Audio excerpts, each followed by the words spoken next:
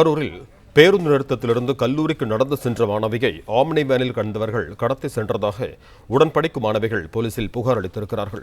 இது தொடர்பான கூடுதல் விவரங்களோடு இணைகிறார் எமது செய்தியாளர் அருள் செல்வன். வணக்கம் அருள் செல்வன், உங்களிடம் இருக்கும் தகவல்களை சொல்லுங்க. வணக்கம். கரூர் மாவட்டம் ஈசநத்தத்தை அடுத்த ஒரு கிராமத்தை சார்ந்தவர் கல்லூரி மாணவி. அந்த கல்லூரி மாணவி தாந்தொண்டு மலையில் இருக்கக்கூடிய அரசு கலைக்கல்லூரியில் BA 3ஆம் ஆண்டு படித்து வருகிறாரு.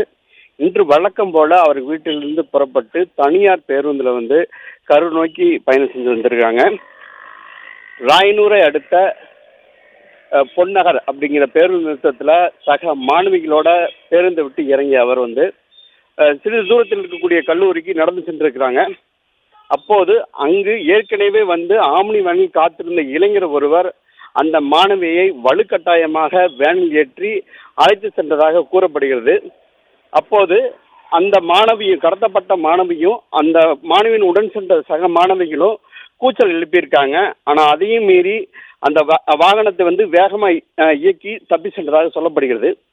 இதனை அடுத்து அந்த மாணவிகள் தாந்தொண்டு மலையில் இருக்கக்கூடிய காவல் நிலையத்துக்கு அளித்த புகாரின் அடிப்படையில் அங்கே போலீசார் விசாரணை மேற்கொண்டு வருகின்றனர்.